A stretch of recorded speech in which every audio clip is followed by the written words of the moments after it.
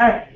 So this little presentation is going to be your requirements for the mobile CSP Connecticut teachers and your expectations for participating in the mobile CSP research for this coming academic year. I'm recording this because there's often, even though I give the presentation, questions will remain and people will forget things. So I will have it so we can go back and review it in case there's any question about what is still needs to be done. Okay. So first and foremost, you're expected to teach the course. Thankfully, all of you, so far, maybe, so far so good. Hopefully no hiccups come. You all will be teaching it in the 2015-2016 academic year. And if possible, the following year, right, which it will then be an AP course. You don't have to teach it at the AP level, but it would be nice to have you on board to be the first year of it being AP and you teaching it, right? So whatever you need to do to start thinking about planning for the following year, now is a good time to start planning that, especially with the AP teacher requirements that have to be fulfilled. So it's good that everybody is doing this already. So I needed you to provide me your school calendar before August 5th, and we just went through and you did all that. So everybody, 2 check marks for everybody so far, which is awesome. Calendar show vacation, holidays, and test dates if available. If you have other test dates that become available, just make sure that we are aware of them. In particular, 2 reasons why I needed this. My visiting schedule, 1. And the second is because of the Mobile CSP Expo that we have. It will be in May of 2016. So please mark your calendars for that. I will use these calendars to plan ahead of time this year to see what day would work for the majority of people. We do know that we have testing in most schools and that will stop some people from coming. But I will try to confirm the date as soon as possible. But May 2016 will be the App Expo. You request a field trip, have your students come over to Trinity and display their apps. We have a little contest that happens. So those are the 2 big reasons why I needed your calendar. So thank you. Your class meeting days and times, so I can visit you so that way I'm aware also when you're having class, that way I can kind of check in with you during class time if you need to, and or visit you during that day. So thank you for providing your meeting days and times. If you didn't provide them, make sure as soon as they become available, you give them to me. I need them definitely by the end of August, so that way I can plan my travel schedule. Okay. Academic setup. We've talked about this one before. Contact your IT department about router and IT setup. So this is actually in the teacher side of the course in Unit 1. There was a little letter there from the IT department. Make sure that you're contacting your IT if you haven't already to make sure that you can test out the setup and see do you have the correct Wi-Fi setup to use the App Better Companion. You don't have to use the companion. You can build the QR code and package the app. But that does take a long time and it will take away from instructional time. Especially if you have a large class like 30 and everybody's trying to do it at once, it will really take a lot of time. So the best way really is to get the Wi-Fi set up. So make sure that you have scheduled the time to go in, test out the companion like you would here, like you were here at Trinity using it. If for some reason your Wi-Fi is not letting your laptop or computer and your device connect, that would be most likely a security issue. And there's 2 ways you can handle that. One, as we talked about, would be to ask your IT department to get you like a separate network that you could use that doesn't have the security settings so that way you can communicate. The other way would be for us to provide a router to you. And the way that that would happen is you need to send me a request by August 5th. So I need you to make sure that you have tested the setup or had someone test it and let me know if you need a router. So you can send me an email request saying, I need a router. And then schedule a setup date. So I'm more than happy to come drop off the router, make sure we get it set up, meet with whoever we need to meet with to make sure that's working. Last year, I think only 2 of the teachers out of 16 needed a router. So it worked out pretty well in most of the schools. Okay. May I just ask a question about the router? Sure. So is it simply the matter of taking an Ethernet cable from the network and plugging it into the router, or is there typically additional security that allows the router to connect to a network? Nope, it's just this. So we hook up the power supply, hook up the Ethernet, and that will give you another way to access the network that's in the room. So schools don't have security that keeps some random person from walking up to their Ethernet network and plugging in their router? I have not experienced that yet. But what they do is they say, well, we need to know that you're hooking up a router. Oh, it shows up on their... Like they want you to get permission from them to hook it up. Okay. Better to ask forgiveness. I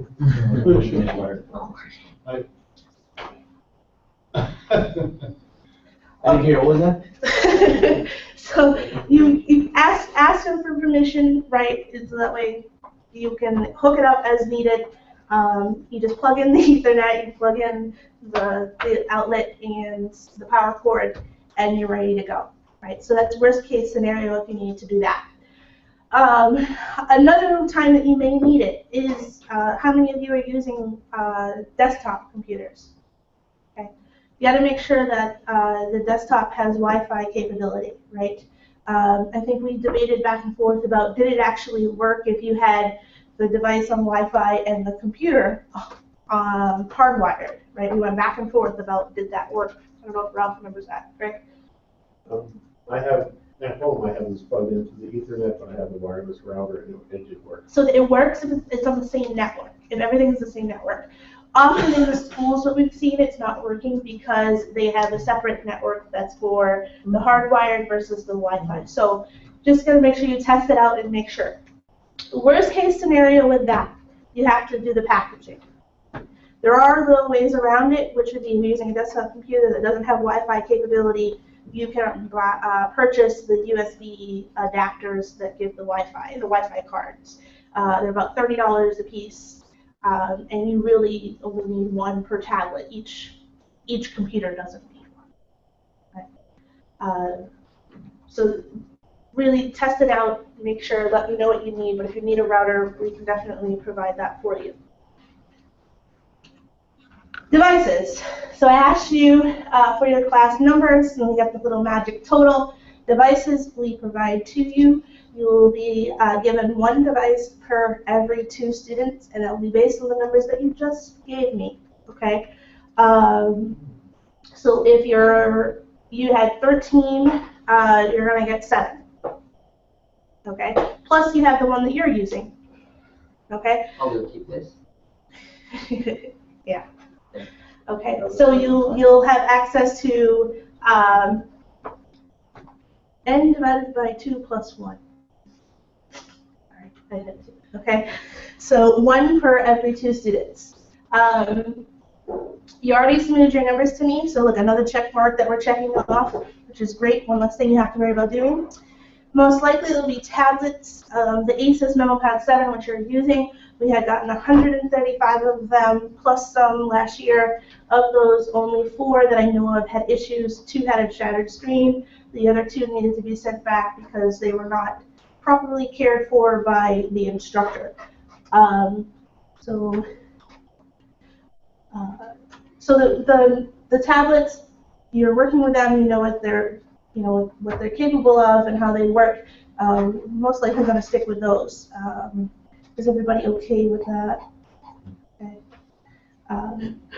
Stick with those. And then your students, you may find that your students have devices as well, right? You can ask them if they would like to use their devices, and then you get more devices in the classroom in addition to what we provide. All the serial numbers for all the devices will be recorded. I will record them, and then I will sign out the tablets to you, okay? So Matt, if you were getting 10 tablets, I have all the serial numbers. I'll come to you with the 10 tablets. You'll sign all 10 tablets out, and I'll know that you're the one with those 10 tablets. Okay. You are responsible for all the devices assigned to you. Okay? If anything happens to them, the student drops it, anything like that, you're responsible for them. Strongly recommend that you keep track of the devices. Okay? You want to, for example, count the number of devices before everybody leaves the room. Okay? If you had 7, you want to make sure before everybody leaves that you have 7 back in your possession. Some teachers we talked about had gotten carts, making sure they're all back and locked into a cart before everyone left. Some teachers have purchased cases, right? So there's one teacher who, the one I remember most, had orange cases. I've seen orange, gray, green. The orange cases they liked because it was bright. You could tell right away and spot it in the classroom wherever you were. So that's a consideration. Many of the teachers decided to put stickers and numbers on the very back side of the tablet and then assign a number to a student, to a pair, and say, this is your number. They like a sign-out sheet. So that's one way to do it. So you don't have to keep track of the serial numbers because I have them, but if you want to put numbers on the back, then I can give you the serial numbers so you don't have to write them down yourself. And you can say, well, this serial number X is assigned to number 1. So I know if number 1 goes missing, this is the one that's missing. I have the serial number already. So we can work out that.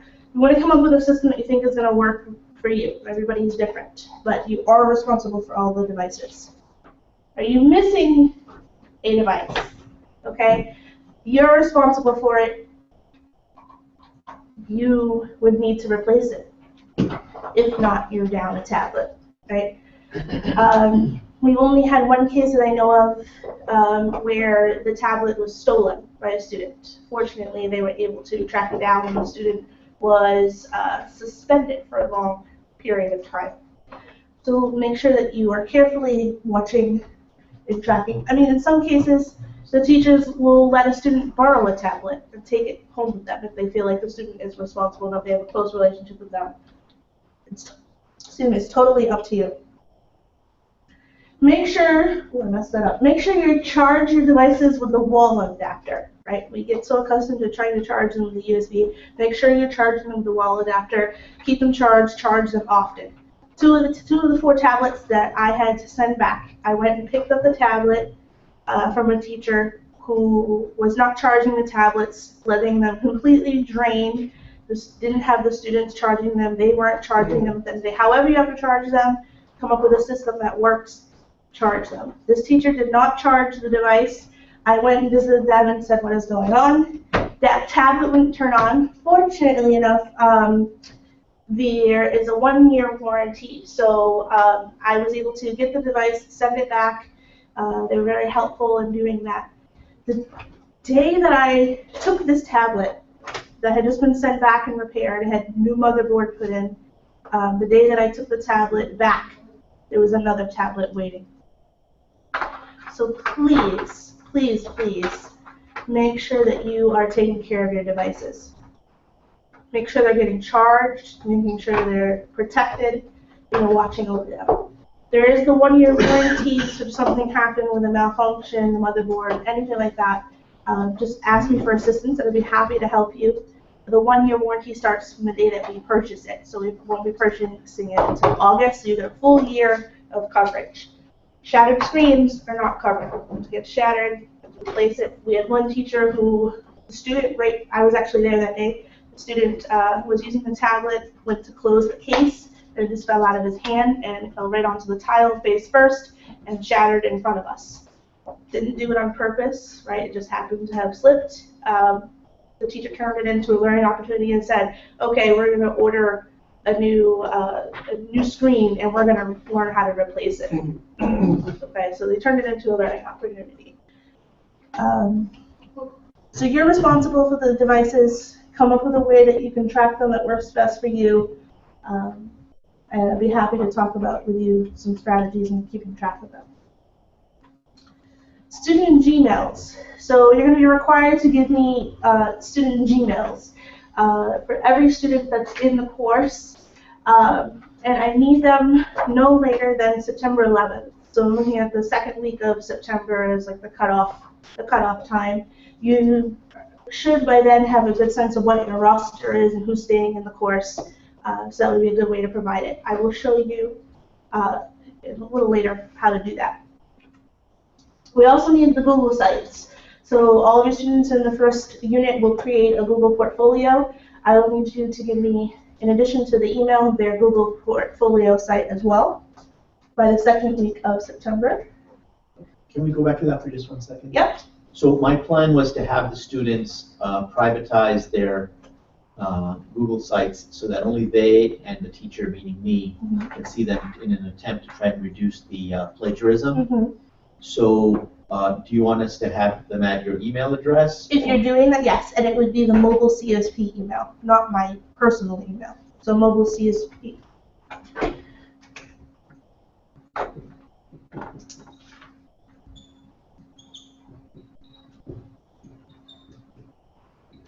Good idea, Chandler. Thank you. So yeah, if they're going to make them private just for them, they need to see. You should also have them share it with mobile CSP's Gmail. Okay. So we can go in and we can check. You know, there may be something that we want to look over and see how a student did a particular assignment. That we can do that. Okay. So submitting research data. Okay, so this is a long list of things, and I'm going to talk about each one of them. Consent forms. So you're going to be given a consent form and a consent letter to be sent home.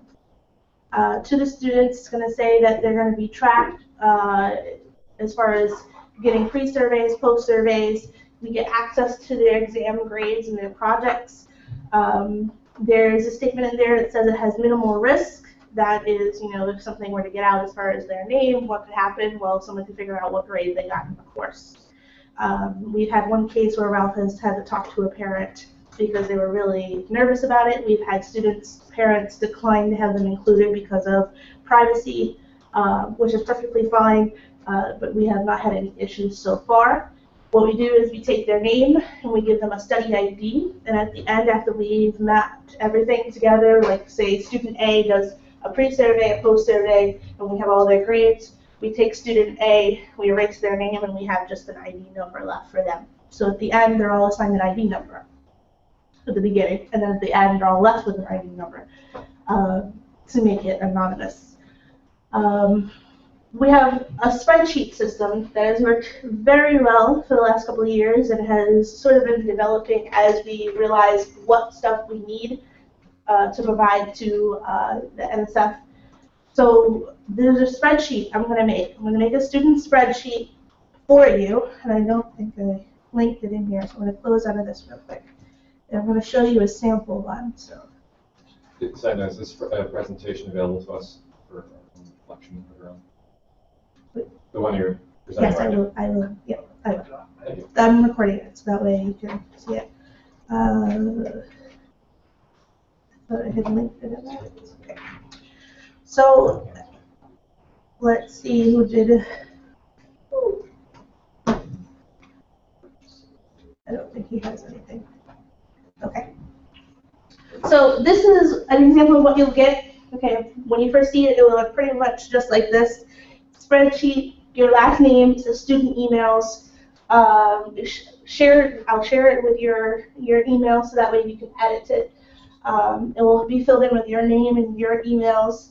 And I already have your site, so it'll be there. So you record all of your students. So if you have one class, you say, okay, this is the name of this class. I'm going to put in the first name, last name, the email, the Google portfolio URL. You have the thing here where you can check off if there is a consent form that was returned for the students. You can put yes or no if they returned it. I'll fill in yes or no when they complete the pre-survey, so give you a confirmation that they've completed it. For the midterm and the final that we give, you need to post their grades. What's also missing from here,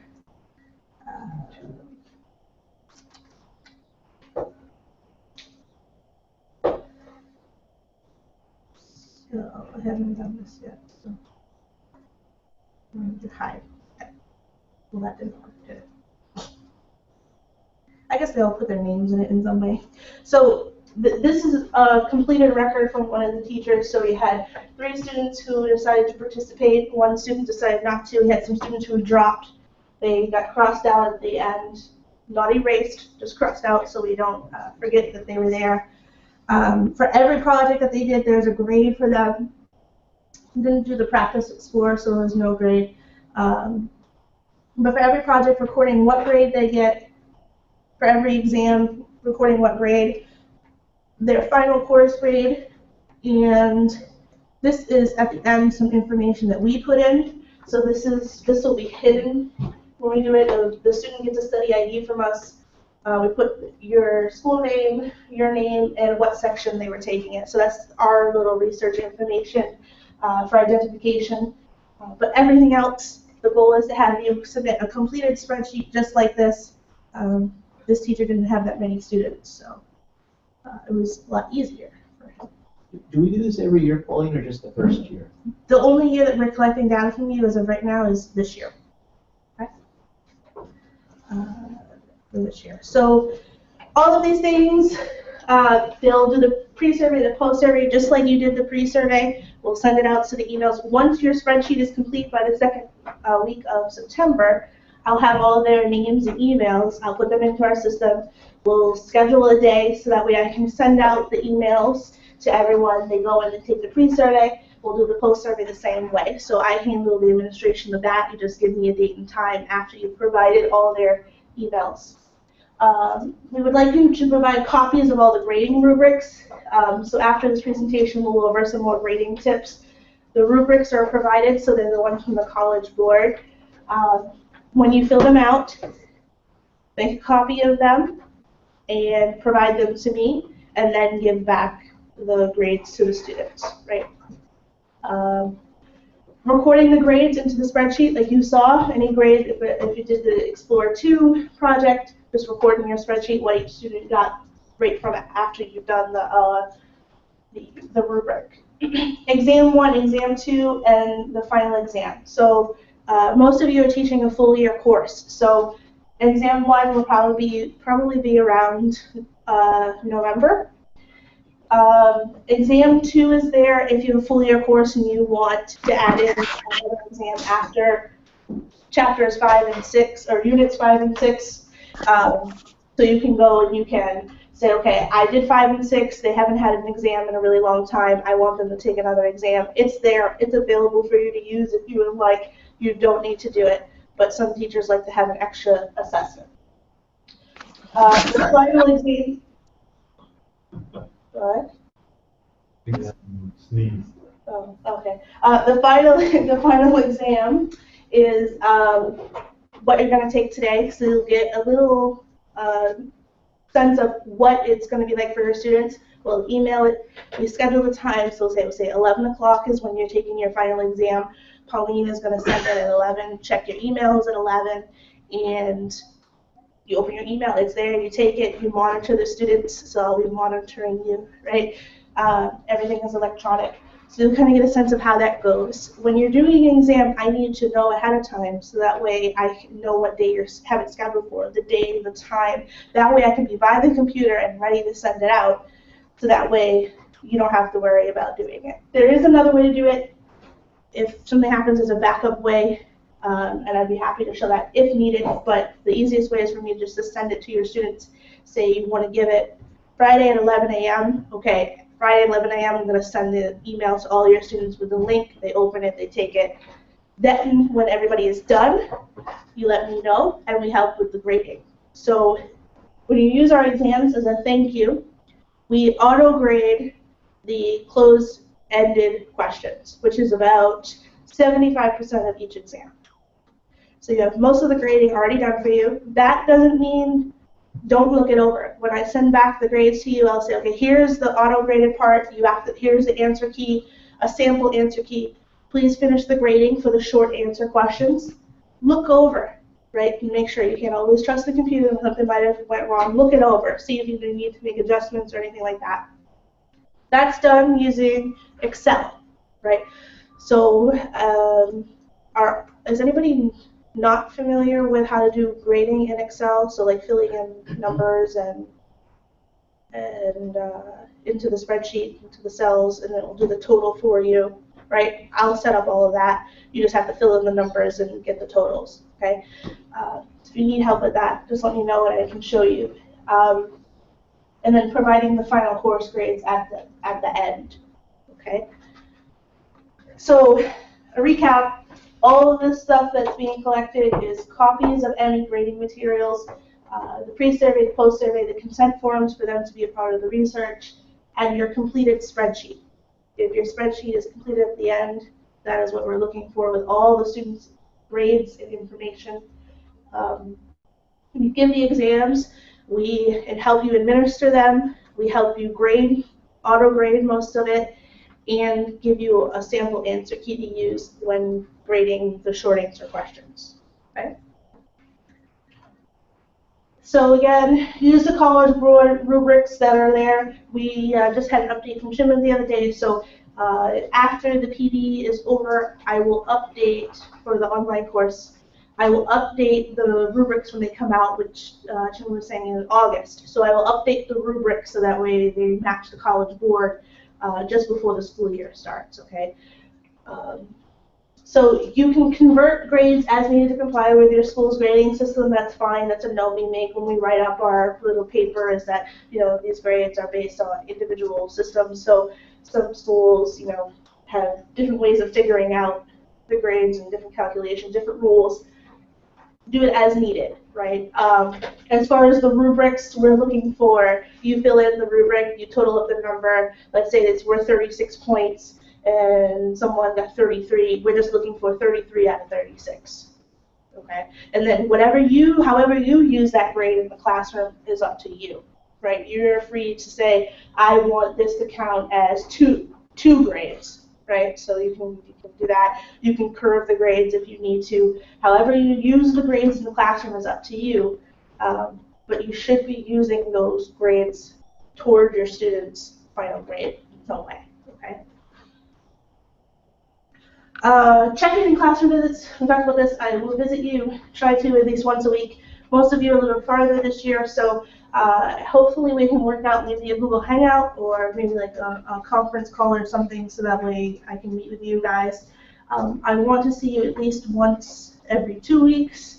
Maybe in between we can do a hangout or something. If you're close by, you can expect to see me at least once a week. Okay. There are days you're going to be out. I ask that you please let me know by 6 a.m. the day up. I've had some crazy experiences. The worst one of all was I went to a school, went to the classroom. It was the regular visiting day, middle of the school year, I think. And I get to the classroom and it was a substitute teacher. Substitute says, "Who are you?" Meaning the teacher wasn't there. Didn't inform me, and they didn't inform the substitute that anybody was coming to be there for the day. If you're going to be out, at least let me know that you're going to be out, and then we can make the decision whether or not it's good for me to go and be there when the substitute is there, so I can help out maybe with a lesson that you were supposed to do so you don't lose a day. Or let me know that you're just not going to be there, they're working on something else, you don't have to go. But don't have me go and be completely surprised and you not be there. That's one of the worst things that, out of this whole job, that you could ever do to me, okay? Because there's a lot of people who could use the time that I used to drive, especially if you're an hour away. Please don't do that to me. Okay. So let me know by 6 a.m. that day if there's any changes. There are days when I'd be happy to help you if you're doing a lesson. Okay, we know that most of you maybe are, you know, you're seeing this material for the first time, and if you're teaching this course for the first time, there's a day when you don't feel as confident as you should about a lesson. You are welcome to ahead of time. If you're planning ahead of time, let me know that this day I'm expecting you to come. I'm gonna do this lesson on this day. I would like your help in teaching the lesson. I'm not going to come into your classroom and teach all these lessons every time I'm there. I'm not going to be the teacher every time I'm there. I'm there to help you, sort of like a teaching assistant, and assist you in the classroom and kind of talk to you afterwards and kind of see how things are going and meet with you.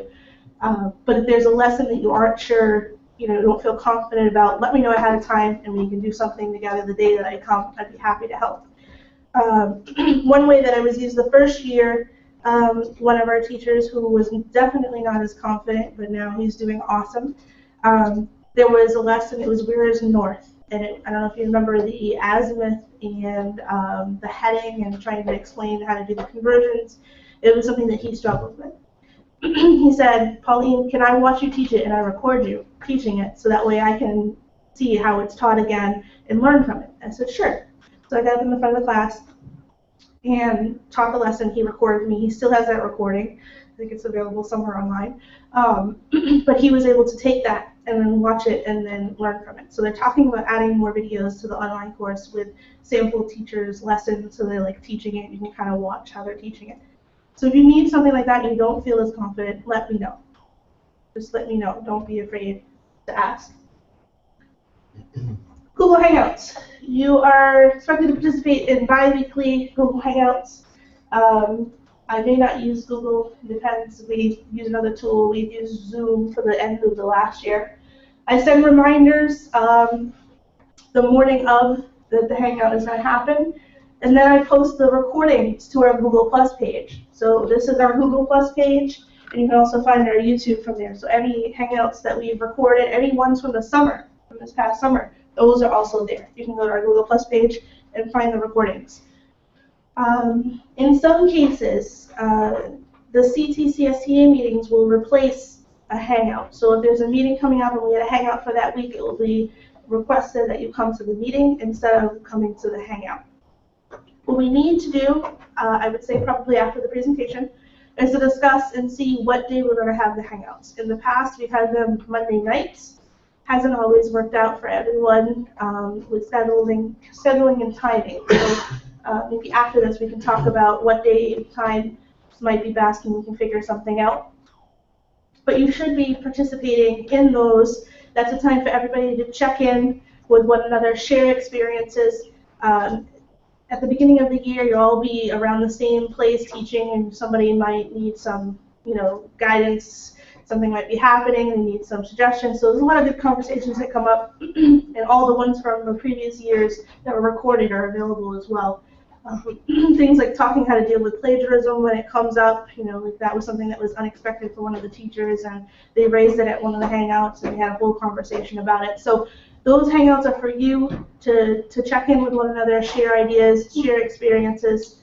And the CSP meetings are, again, we're part of this larger effort for computer science in Connecticut, so we would like to have you actively participating in that.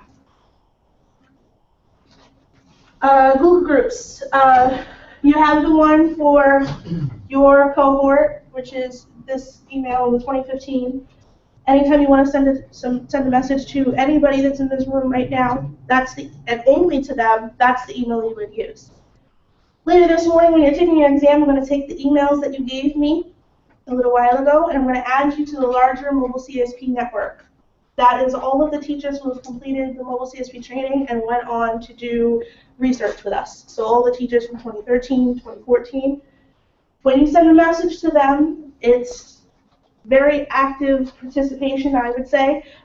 We send out messages all the time. It's like, I need help with this, or I found this cool resource. Lots of things going on there, so you can kind of watch out. Anytime that I send like an invitation or an announcement, it goes to this email. So whatever email you gave me, I'll give you access to Google Drive and access to the emails, so that way you're getting notifications from me. So you have two. So you can send a message to the whole entire network, or you can send it one to just the people in the room, right? And we still encourage you to discuss with one another, right, your class, but also encourage you to utilize the other teachers that are out there. The one that I didn't put up here, which you also have access to, is on the teacher side of the course. You can join the forum on the green side. Join the forum, and that one is called Teaching Mobile CSP. It's another Google group that you can kind of get emails. I don't know if you've signed up for that one yet, but that's another one that you can do. So on the teacher side of the course, click forum, sign up for that forum, and you can interact with the teachers who are taking the course online.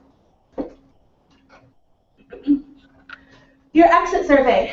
So in June of next year, after you've taught the course, you will receive a survey that asks you to answer some questions about how the course went, what materials you have used, and giving feedback, right? So this is our way of collecting data from you. In our eyes, you are seen as consultants as far as the NSF research goes. You are consultants. We're consulting you to improve the curriculum and improve the course and the materials that we have. So as consultants, you participate by giving us the feedback throughout the year and through the survey, so that we can see how you taught the course and how it went. Online course usage.